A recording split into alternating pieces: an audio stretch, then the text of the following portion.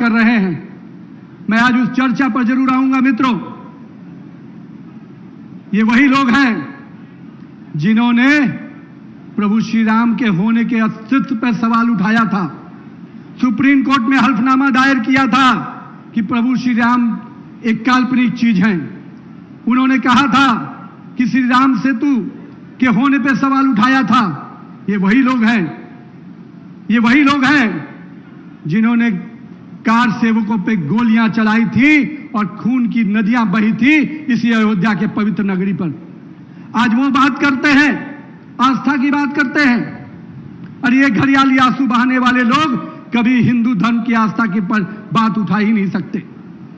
Bharatiya Janata party और मैं कह सकता हूं राष्ट्रीय स्वयंसेवक संघ के लोगों ने, वीएचपी के लोगों ने जितना संघर्ष किया, जिस आस्था के साथ 500 सालों का वो संघर्ष और पिछले 100 वर्षों का उनका जो संघर्ष है, वो कहीं ना कहीं आज भव्य अयोध्या का प्रभु श्री राम का मंदिर है उसके रूप में सामने हमें दिखता है। मैं आज आपके सामने स्पष्ट कहना चाहता हूं मित्रों कि ये जो लोग आज सवाल उठाते हैं, हमारा खून भी बह जाएगा, पर हम इस बात की चिंता करेंगे कि कोई प्रभु श्री राम के मंदिर के आस्था के साथ कोई खेल ही नहीं सकता। इसके लिए चाहे जितनी भी कुर्बानी देनी होगी हम देंगे तैयार।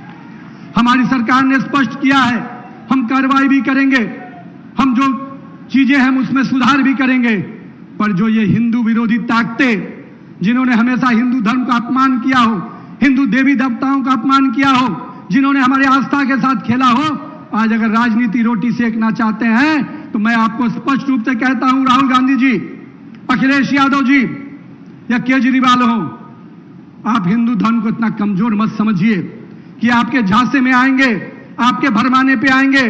हमने देखा है जब हिंदू देवी देवताओं का अपमान होता है तो आप मौन रहते हैं। हमने देखा है तमिलनाडु में जब हिंदू देवी पूजा की पद्धति पर सवाल उठता है तो आपके शागिर्द अपमानित करते हैं, आप चुप रहते हैं।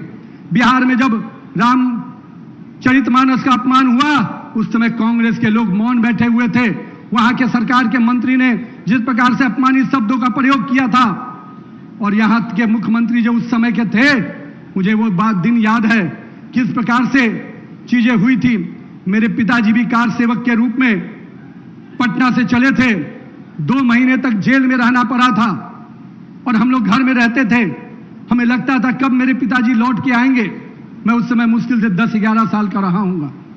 हमारे घर में समझ में नहीं आता था कि पिताजी जिस उद्देश्य से गए हैं लौटेंगे कि नहीं लौटेंगे। 2-2 महीने जेल रहे और हमसे हमारी आस्था का सवाल उठाओगे। अरे हमने तो जितनी कुर्बानी दी है, जितनी शहादत दी है, तुम्हारा खानदान भी कभी उतनी शहादत और कुर्बानी का पछतावा नहीं कर सकता है मित्रों। आपने तो खून की नदियां बहाई है, आपकी विरासत हिंदुओं पे गोली चलाने की रही है और हमारी विरासत अपने देवी देवताओं के आस्था के लिए कुर्बान होने की रही है मित्रों। इसलिए मैं आपके माध्यम से स्पष्ट रूप से कहता हूं, हमने विरासत को संजोया भी है, हम उसको संभालेंगे भी और